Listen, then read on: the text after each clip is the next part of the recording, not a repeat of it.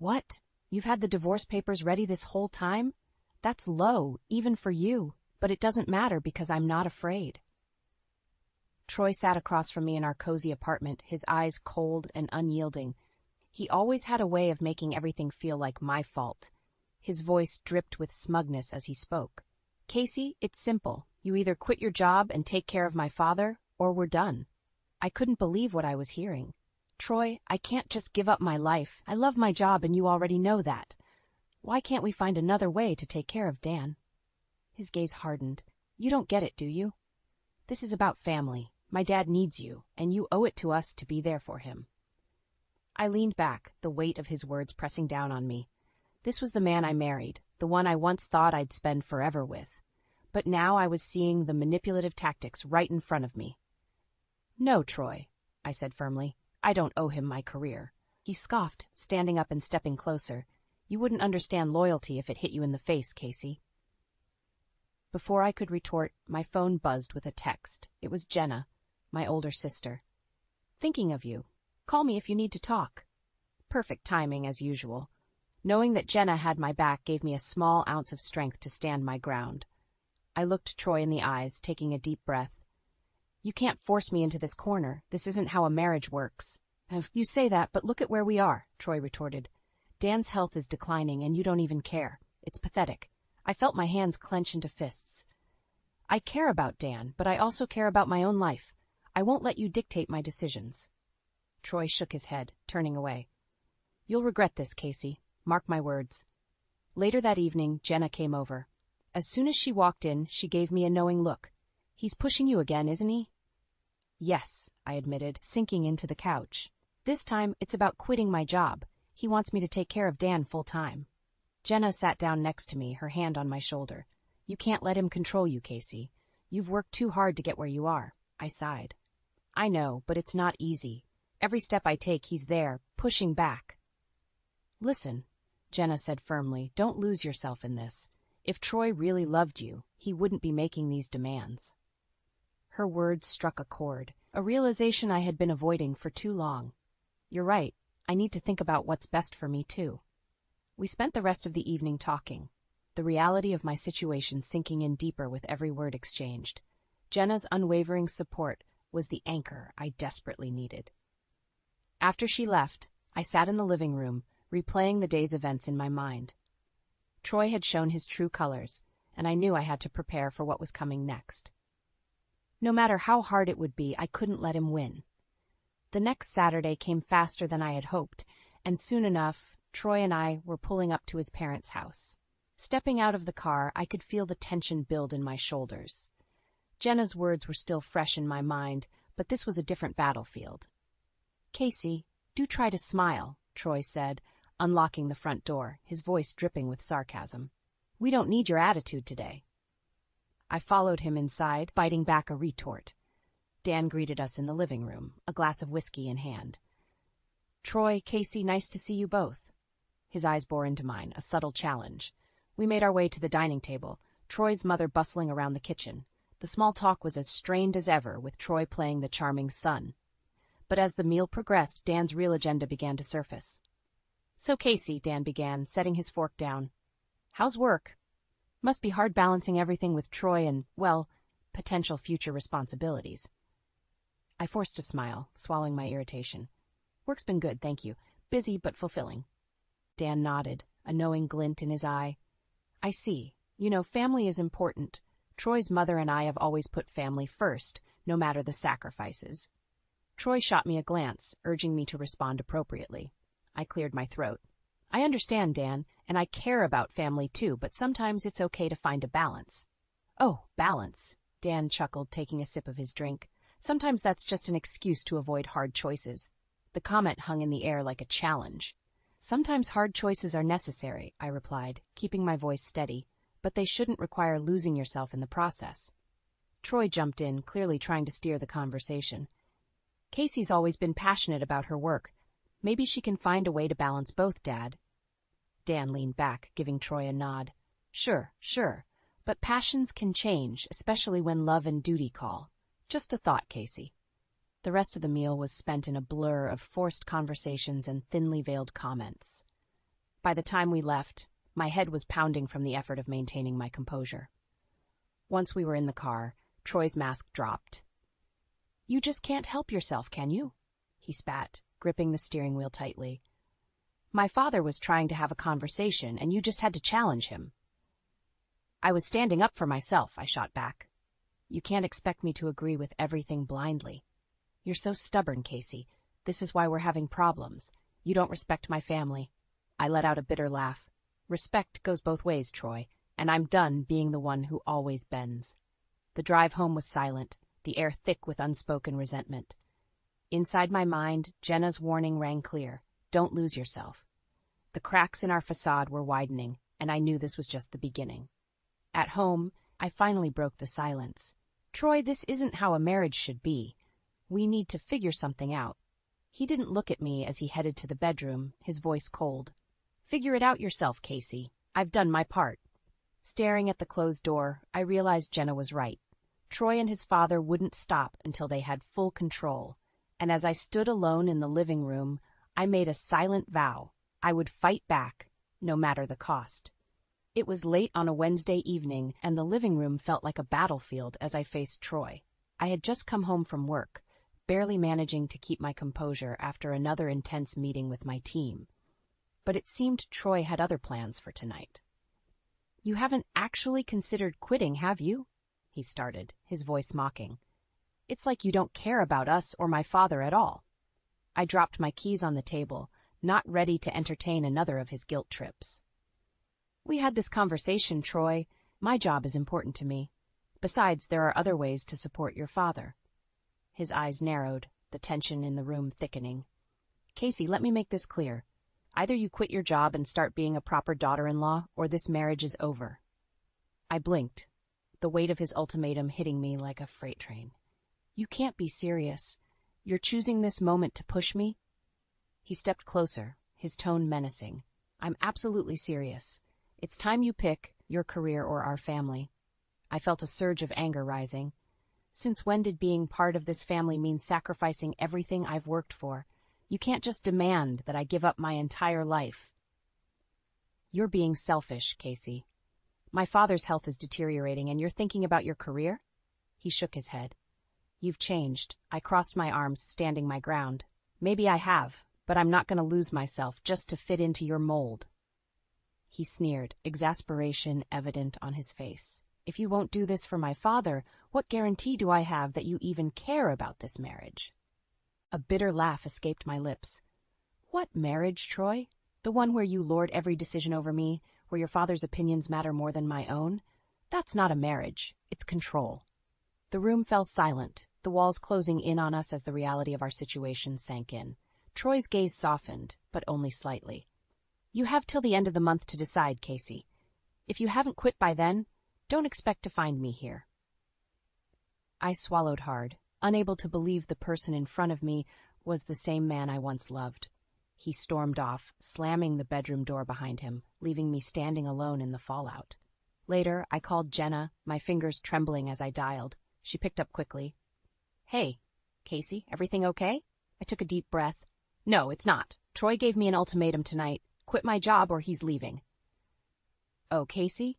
Jenna sighed. "That's a terrible position to be in. What are you going to do?" I paced the living room, trying to steady my thoughts. "I don't know, Jenna, but I can't let him force me into this. I need to stand up for myself." "Absolutely, you do," Jenna replied, her voice a firm anchor in the chaos. "We'll figure it out together. You're not alone in this." After we hung up, I sat on the couch, my determination growing stronger by the minute. The next steps wouldn't be easy, but with Jenna by my side, I knew I'd find a way to reclaim my life. The lines had been drawn, and the battle was just beginning. The following weeks felt like a balancing act on a thin wire. I buried myself in work during the daytime, finding solace in my projects and the camaraderie of my colleagues. But the nights were a different story. Troy's silent treatment was a continuous reminder of the storm brewing overhead. One evening, after sending off a final project email, I made my way home, feeling a knot in my stomach. Stepping through the door, I could hear Troy on the phone in the next room. He was laughing, a sound that felt foreign in our current reality. "Yeah, it should be finalized soon. Once it is, everything will be set. Troy's voice carried a confidence I hadn't heard in a while. My curiosity piqued, and I edged closer to the door, trying to pick up more. "Don't worry, Dad," Troy continued. "Once Casey is out of the picture, we'll have complete control over the finances and everything else. She won't know what hit her." My breath caught in my throat. What was he talking about? And then it hit me. Something was seriously wrong. I backed away quietly and waited until Troy hung up. When he emerged from the room, he barely looked at me. "I'm going for a walk," I said, grabbing my coat. He just nodded, disinterested. As soon as I was outside, I dialed Jenna. "We have a bigger problem than I thought," I said the moment she picked up. I overheard Troy on the phone with his dad. "They're planning something, and it involves our finances." "Calm down, Casey. What did you hear exactly?" Jenna's voice was calm, yet urgent. "They're planning to cut me out somehow. Troy mentioned finalizing something and gaining control once I'm out of the picture. Jenna, I need to find out what they're up to." "All right, get home safely, and we'll figure this out together. First, check Troy's emails or any documents he might be hiding. We need proof." Back at home, I waited until Troy was asleep before starting my search. Navigating through his laptop, I stumbled upon an email chain that seemed suspicious.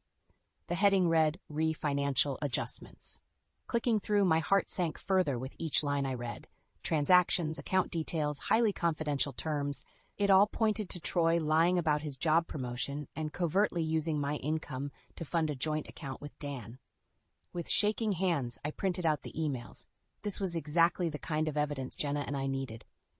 As I gathered the papers, feelings of betrayal and anger fused into a resolve. The next morning, I met Jenna at a nearby coffee shop. "You won't believe what I found," I said, handing her the printed emails. Her eyes scanned the pages quickly. "This is unbelievable, Casey. They're clearly planning to cut you off financially and leave you with nothing. We need a plan." "I won't let them destroy everything we've built," I replied firmly. "We have to find more proof, something that directly ties them to this scheme." Jenna nodded. "We need to be smart about this. Let's gather as much evidence as we can and ensure it's irrefutable." Leaving the coffee shop, a sense of dread mingled with newfound determination. This was just the beginning, but I wouldn't back down. Troy and his father had underestimated me, and they were about to learn a hard lesson. With Jenna by my side, I was ready to take the fight to them. It was time to turn the tables, no matter what it took. Dinner at Troy's parents' house felt tense, like we were all actors in a badly written play. Dan sat at the head of the table, a smug look on his face, while Troy played the dutiful son. I felt like I was being scrutinized from all angles. As expected, Dan started with the subtle digs. "So, Casey, how's the job going? Must be quite demanding with everything else on your plate." I smiled politely, feeling the dagger in his words. "It's busy but rewarding, thank you for asking." Troy chimed in, his voice sickeningly sweet. "You know, Casey's been considering some changes, maybe spending more time with us, right, dear?" I forced myself to keep calm. "Nothing's been decided yet, Troy. I'm still weighing my options." Dan's eyes glinted with hidden menace. "I'm sure you'll make the right choice. Family should always come first." In the middle of the meal, I excused myself to go to the bathroom. The plan Jenna and I had cooked up was playing out in my mind. I pulled out my phone and turned on the recording app, slipping it into my purse before heading back to the dining room. My heart pounded with anticipation. When I sat back down, Dan leaned towards Troy, his voice dropping just low enough to think I wouldn't hear. "She's too stubborn, Troy. We need to tighten the reins, remind her who's in control." Troy nodded, his face a mask of concern. "I know, Dad, I'll handle it. She'll fall in line, just like always. We'll make sure of it." My stomach churned, but I forced myself to keep a neutral expression. Jenna was right. We needed more than just suspicion. We needed undeniable proof.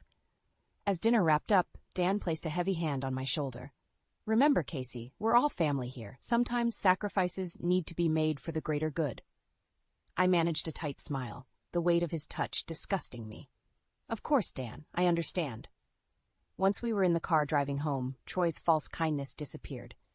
"You didn't have to be so cold tonight," he snapped. "My father was trying to be nice." I didn't trust myself to respond without revealing my plan, so I stared out the window, keeping my silence. When we got home, Troy went straight to bed, leaving me alone to review the recording. In the quiet of the living room, I plugged my phone into my laptop and played back the recording. Hearing Dan's manipulation and Troy's compliance felt like a knife turning in my gut. The next day I met Jenna again. Dana and Troy practically laid out their plans over dinner, I said, playing her the recording on my phone. Jenna's eyes widened as she listened. This is it, Casey. This is the proof we need. Now we have to act smart. We can't let them find out that we know. I nodded. We need to build a strong case, something they can't weasel out of. Exactly, Jenna agreed. Now's the time to gather everything and be meticulous. We only get one shot at this. Walking out of the coffee shop, I felt a grim sense of satisfaction. The tides were turning. For every lie and manipulation, Troy and Dan would pay. And as I gripped my purse tighter, I knew that I had just taken the first big step in reclaiming my life. There would be more battles ahead, but I was ready. The game had changed, and now I held the cards. A few evenings later, I sat in the living room, waiting for Troy to come home. The envelope containing the truth lay on the coffee table in front of me, daring me to turn this moment into a confrontation. The recording device in my purse was my secret weapon. The door creaked open, and Troy walked in, noticeably weary. Casey, he greeted, a forced warmth in his voice. Troy, we need to talk, I said, my voice steady but stern. He narrowed his eyes, sensing the shift in my demeanor. What about? I reached for the envelope but kept my eyes on him. About us. About what kind of marriage this really is. He scoffed, dropping his bag onto a chair. I've been telling you that for weeks, Casey. Why the sudden urge to talk now? I stood up, placing the envelope in his hands. Open it. Troy looked skeptical but tore into the envelope. As he read the printed emails and transcripts, his face twisted into a mask of anger and disbelief. Where did you get this? I found it, Troy. I know you've been lying about your promotion and using my income for your secret plans with Dan, I said, holding my ground. He stepped closer, trying to intimidate me. You've been spying on me? How dare you? Yes, I have, I replied, unwavering. And I've discovered what you and your father have been plotting all along. You can't gaslight me anymore. Troy's face flared red with rage. This means nothing. No one will believe you over me. Let's see you try to use this against me. I took a deep breath, pulling out my phone. I don't need to try. I've recorded everything, including your little chat with Dan during dinner. I played back the crucial part of the recording, watching as Troy's confidence melted into panic. He lunged at me, trying to grab the phone, but I was quicker. I stepped back, keeping it out of his reach. This is who you are, Troy. This is the man I married, I stated, my voice cold and resolute. You manipulated me, tried to control me, but it's over now. He was breathing heavily, struggling to regain control. You think you're so smart, Casey. Doing this won't end well for you. I raised an eyebrow. It's already over. I'll be leaving, and I'm taking this to a lawyer. You can explain to them and everyone else why you and your father felt the need to set me up. For a moment, he looked like he might hit me, but then he deflated, the color draining from his face. You're making a mistake, he said, his voice trembling. No, Troy. The mistake was thinking you could control and deceive me without any consequences, I replied, turning away from him.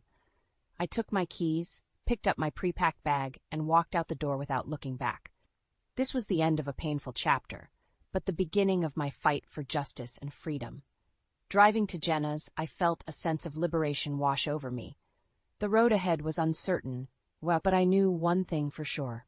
I was taking control of my life, and with Jenna's support, I had the strength to face whatever came next. Arriving at Jenna's doorstep, I rang the bell. She opened the door, and the sight of my sister's reassuring smile brought tears to my eyes. It's done, I whispered, feeling a wave of relief crash over me. Jenna said, hugging me tightly. You did it, Casey. Now let's make sure he pays for everything. As we walked inside, I realized I was no longer alone in this fight. With the truth on my side and Jenna by my side, I was ready to face whatever came next. The battle had just begun, but for the first time in a long time, I felt hopeful. A week had passed since I confronted Troy. I had moved in with Jenna, and with her support, we planned our next steps meticulously. My lawyer had all the emails and recordings. The legal wheels were in motion. That morning, Jenna and I sat at her kitchen table, finalizing the details. "Casey, here are the divorce papers," she said, sliding them across the table. "All you have to do is sign." I picked up the pen, my hand shaking slightly. This was it, the final push to sever all ties with Troy. I took a deep breath and signed my name, feeling a strange sense of calm wash over me. "Good," Jenna nodded. "Now, we just need to ensure he gets these and understands he has no way out." I packed my belongings with Jenna's help, making sure I left nothing behind. We loaded everything into her car and drove to my former home. The plan was simple: deliver the divorce papers and recording, and then walk away for good. When we arrived, Troy's car was in the driveway. My heart pounded as I stepped out, clutching the envelope. I steeled myself, walking to the front door. Jenna followed, ready to support me if needed. I knocked, and after a tense moment, Troy opened the door. His face turned pale when he saw me. "Casey, what do you want?" "I'm here to finalize things," I replied, holding out the envelope. "Divorce papers? It's over about Troy." He took the envelope, his hands trembling. "You can't be serious." "I am," I said firmly. "Inside, you'll also find a copy of the recording and the emails. You cannot threaten or manipulate me anymore." Troy's facade crumbled. "Casey, please, we can talk about this. We can fix things." "There's nothing left to fix, Troy," I replied, my voice unwavering. "You broke this marriage with your deceit and manipulation. This is the end." For a moment, he looked desperate, his eyes searching for a way to regain control. But there was nothing left for him to grasp. "You'll regret this," he spat, his voice cracking. "You'll end up alone." "I'd rather be alone than stay in a toxic relationship," I shot back. "Goodbye, Troy." Turning on my heel, I walked away, Jenna matching my stride. We got back into the car, and I let out a breath I didn't realize I'd been holding. "It's done," I said quietly. Jenna reached over, squeezing my hand. "You did the right thing, Casey. Now let's get you home." Back at Jenna's, we sat in her living room, a sense of relief mingling with the anticipation of what was to come. "So what's next?" Jenna asked gently. "I start over," I replied, feeling the weight of the past weeks lift from my shoulders. "I focus on my job, my life, and what makes me happy. I won't let Troy's actions define me anymore." Jenna smiled, her eyes filled with pride. "You're stronger than you think, Casey, and remember, you're not alone in this." "Thanks, Jenna, for everything," I said, hugging her tightly. "I couldn't have done this without you." "That's what sisters are for," she replied, holding me close. As we settled in for the evening, a sense of calm washed over me. The future was still uncertain, but for the first time, it felt like it was mine to shape and control. And with Jenna by my side, I knew I could face whatever came next. The fight was far from over, but I was ready. Starting now, I would rebuild my life on my terms, free from manipulation and deceit.